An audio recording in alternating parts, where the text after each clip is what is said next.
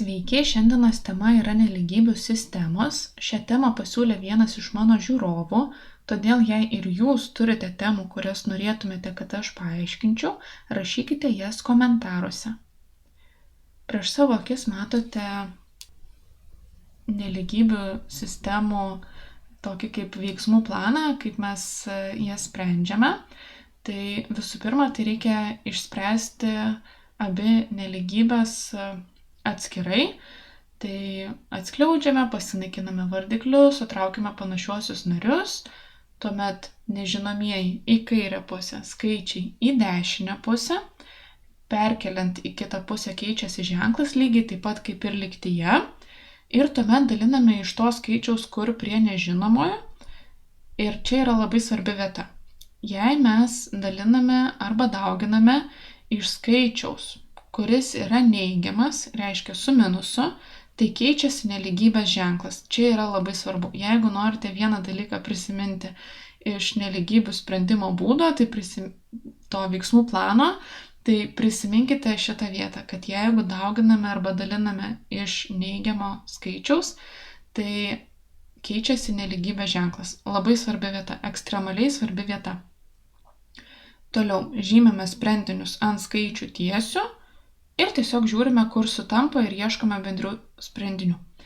Tai 2 punktai. Išsprendžiam nelygybės ir žiūrim, kas tarp tų sprendinių yra bendro.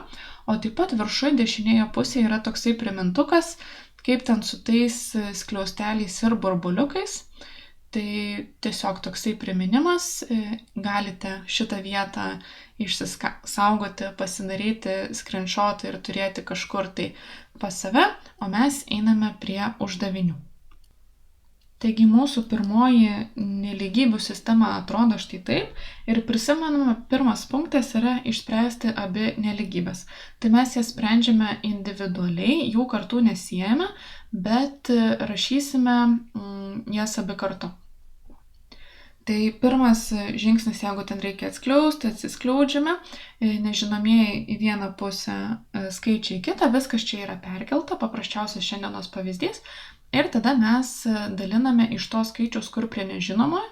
Tai pirmoje nelygybėje dalinu iš 3, antroje nelygybėje prie x yra -5, tai dalinu iš -5. Tai pirmoje nelygybėje toks pat iš tokio pačio yra 1, taip 3 dalinta iš 3 yra 1, tai man lieka tik x, čia perrašau, niekas nesikeičia, o -12 padalinta iš 3 yra -4. Antroje nelygybėje -5 dalinu iš -5 yra 1, lieka x, ir čia va yra ta labai svarbi vieta. Keičiasi nelygybės ženklas, tai jeigu rodė į dešinę pusę, tai dabar jisai rodys į kitą pusę, rodys į kairę pusę. Keičiasi ženklas, nes dalinu iš neigiamo skaičiaus. Ir tada -30 padalinta iš -5 yra 6. Štai išsprendėme vienu veiksmu šias 2 nelygybės. Toliau, ką mums sako, reikia žymėti ant skaičių tiesių. Tai buvo 2 nelygybės, tai aš ir piešiu ant 2 tiesių tuos sprendinius. Tai pirmoji nelygybė, jos sprendinys, kad x yra daugiau arba lygu už -4. Tai jeigu daugiau arba lygu, tai burbuliukas yra pilnas ir rašau -4. Ir jeigu daugiau arba lygu, tai čia yra tokia kaip rodiklytė. Štai turim daugiau arba lygų, tai čia yra kaip kelio ženklas, ane? Jisai mums rodo, į kurią pusę reikia spalvinti, tai mums reikia spalvinti į dešinę pusę, tai ir spalvinu, pasižymiu -4 ir spalvinu į dešinę pusę. Štai va viską nuspalvinu, ir jeigu mes žiūrėtumėm individualiai šitos nelygybės atsakymą, tai būtų nuo -4 iki plius begalybės. Pasižymėjom, tada žymiu antrą. Antras yra 6, tai jeigu čia va buvo -4, tai ta 6 bus kažkur tai čia. Kažkur tai čia, tai reiškia, kad labiau į dešinę pusę, taip, nes teigiami skaičiai eina į dešinę, neigiami į kairę. Tai va čia pasižymiu 6, burbuliukas yra tuščias, nes yra mažiau, ane, nėra to lygu, tokio nebuvo, buvo mažiau paprastas. Tai dabar ir žymiu, jeigu mažiau, tai žymiu į kairę, tai prisimenam, kelio ženklas yra, ne? Vat jeigu nuspalvinčiau, tai gautųsi kelio ženklas, kuris mums rodo, į kurią pusę spalvinti, tai ir spalvinu į tą kairę pusę. Pasižymėjom, dabar žiūrim, kas yra bendra, kur mums sutampa. Tai patogu visai taip nusibrėžti tokius brūkšniukus per tuos taškus ir dabar žiūrim, kur sutampa. Čia nesutampa, per vidurį sutampa, čia vėl nesutampa. Nu tai mums sutampa ten, kur yra -4 ir ten, kur yra 6, ne? Tai rašom tą atsakymą. Tai mūsų x priklauso intervalai nuo -4. Kadangi buvo pilnas burbuliukas, tai skliaustas laužtinis nuo -4 iki 6. Prie 6 bus tuščias burbuliukas, nes 6 neįeina. Nu tai va, ir turime pirmą mūsų išspręstą nelygybių sistemą. Tai čia ir yra atsakymas, jeigu reikėtų pažymėti į atsakymų lapą ar kažkaip tai būtų vertinama vienu tašku, tik šita vieta yra vertinama, tai čia ir yra mūsų atsakymas. X priklauso intervalui nuo -4 iki 6. Tai va, vieną jau turim, judame toliau. Štai mūsų antroji nelygybių sistema. Skliaustelių nėra, trupmenų nėra. Tai nežinomieji į vieną pusę, skaičiai į kitą. Tai mūsų x lieka, o -1 keliu į kitą pusę, tai pasikeis jo ženklas. Tai mūsų dešiniai pusė 6, perkeliu -1, keičiasi ženklas, tampa +1. Iš antros nelygybės mums čia lieka -3x, tada buvo -13. Ir 5 perkelsiu į kitą pusę, pasikeis ženklas, tampa -5.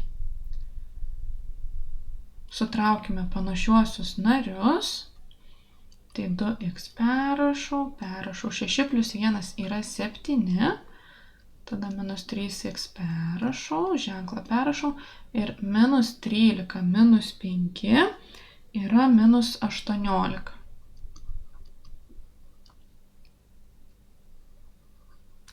Tuomet kitas žingsnis, dalinu iš to skaičiaus, kur prie nežinomojo, tai pirmą nelygybę dalinu iš 2, antrą nelygybę dalinu iš -3. Tai kai padalinsiu, 2 dalinta iš 2 yra 1, lieka tik tai x, ženklą perrašau, 7 dalinta iš 2 yra 3,5. Dabar antrą nelygybę dalinu iš -3, tai -3 dalinta iš -3 yra 1. Lieka x, kadangi buvo neigiamas skaičius, keičiasi ženklas, o -18 padalinta iš -3 yra 6. Tai labai svarbi vieta, kadangi dalinu iš neigiamo skaičiaus, man pasikeičia ženklas šitoje vietoje. Labai svarbi vieta. Tai va. Turime išspręstas 2 nelygybės, žymime sprendinius. Jums reikėtų žemyn, aš rašau iš šono, nes tiek vietos tiesiog neturiu. Tai va, yra viena skaičių tiesė, kita skaičių tiesė. Aišku, jūs tai labai gražiai tiesiai nupiešite. Taip, dabar turim 3,5 ir 6. Tai 3,5 žymiu štai čia. 6 tada bus šiek tiek dešiniau. Čia 6, burbuliukai tušti, nes tik tai daugiau arba mažiau. Ir žymiu, jeigu x yra daugiau negu 3,5, tai jeigu daugiau, tai žymiu į dešinę pusę. Pažymėjau. Ir x yra mažiau negu 6, tai žymiu į kairę pusę. Pasižymiu. Prisimenam, čia tokie kaip kelio ženklai yra. Rodo mum į kurią pusę. Reikia žymėti. Prisimenam. Ir dabar žiūrim, kas tarp jų yra bendro. Tai kad būtų paprasčiau, galim tokius brūkšnius nusibrėžti. Ir žiūriu, kur sutampa. Sutampa ten, kur yra nuo 3,5 iki 6. Tai mūsų toks atsakymas ir bus. X priklauso intervalui, toks kaip euriukas. Tik tai su vienu brūkšniuku. Ir dabar skliausteliai paprasti. 3,5 ir 6.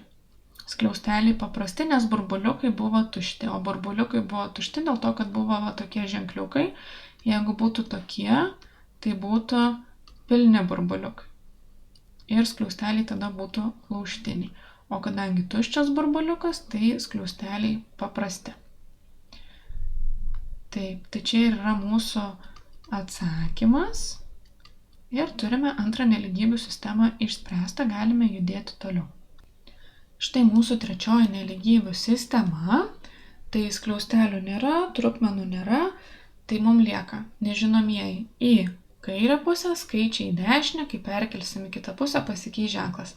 Tai buvo -5 ir lieka, buvo 11 ir lieka, perkelsiu vieną į kitą pusę, pasikeis ženklas, taps -1, 6x buvo ir lieka, 0 buvo, galiu rašyti, galiu nerašyti, -18 perkeliu į kitą pusę, tampa 18.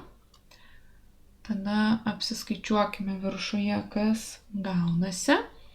Tai -5x yra daugiau už 10. Antrą nelygybę tiesiog nurašau taip, kaip yra. Ir dabar dalinam iš to skaičiaus, kur prie nežinomojo. Tai pirmą dalinu iš -5, o antrą dalinu iš 6. Tai toks pat iš tokio pačio yra 1, kadangi dalinu iš neigiamo skaičiaus keičiasi ženklas, o 10 padalinta iš -5 yra -2. Tada dalinu iš 6, toks pat iš tokio pačio 1, ženklas nesikeičia, 18 dalinta iš 6 yra 3. Štai turim dvi nelygybės išspręstas. Pažymėsiu štai čia dvi tiesas. Šiaip sprendžiam visada žemyn. Taip, tai mes čia turim tuščią burbuliuką ir -2 ir spalvinu į kairę pusę, o čia žymiu trejetą ir spalvinu į dešinę pusę. Ir ką mes matome, kad sutapimų, nuspalvinimų tarp šitų dviejų tiesių nėra. Ir ką tai reiškia? Kad sprendinių nėra, niekur nesutampa.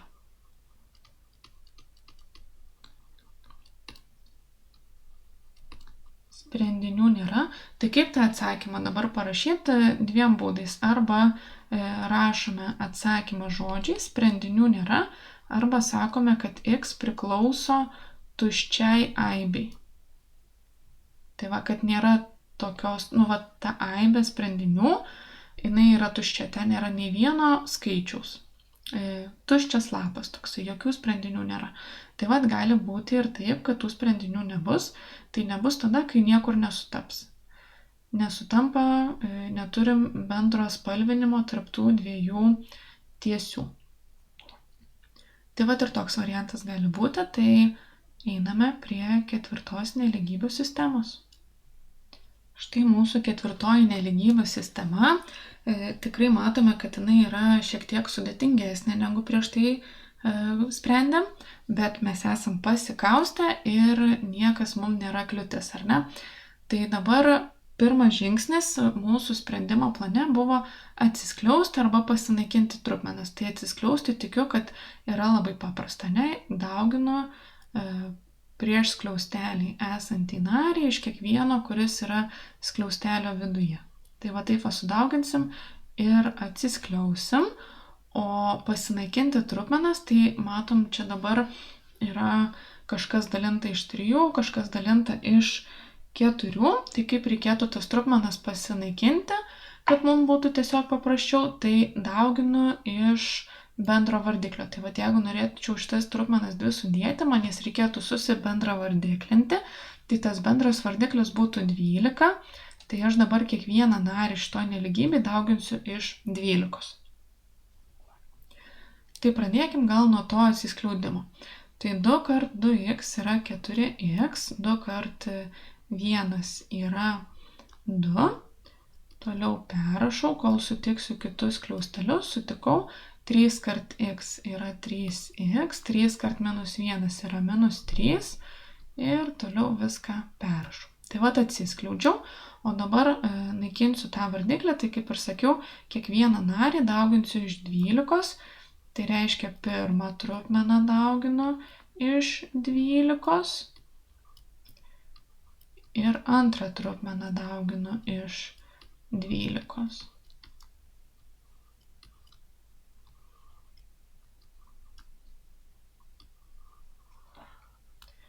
Dabar pirmoje nelygybėje sutraukime panašiuosius narius. 4x plus x yra 5x,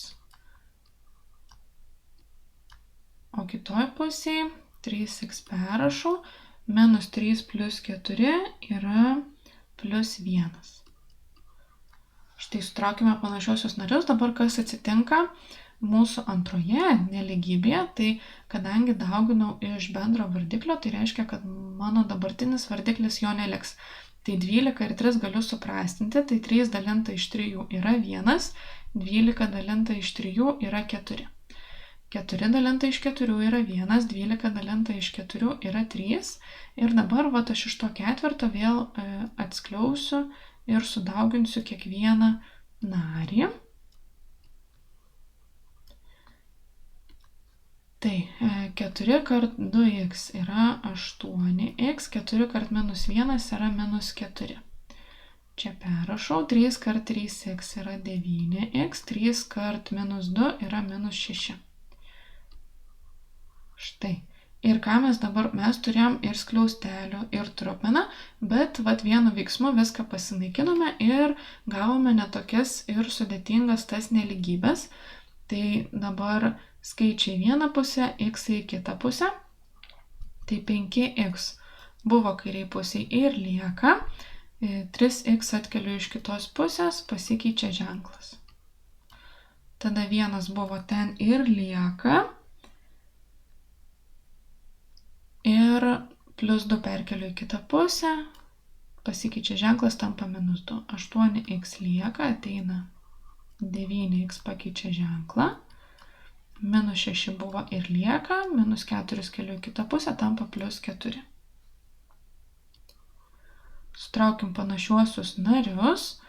Aš čia kur nors į šoną parašysiu. Jūs kaip visada sprendžiate žemyn. Tai 5x minus 3x yra 2x, 1 minus 2 yra minus 1. Tada 8x minus 9x tampa minus x, o minus 6 plus 4 yra minus 2.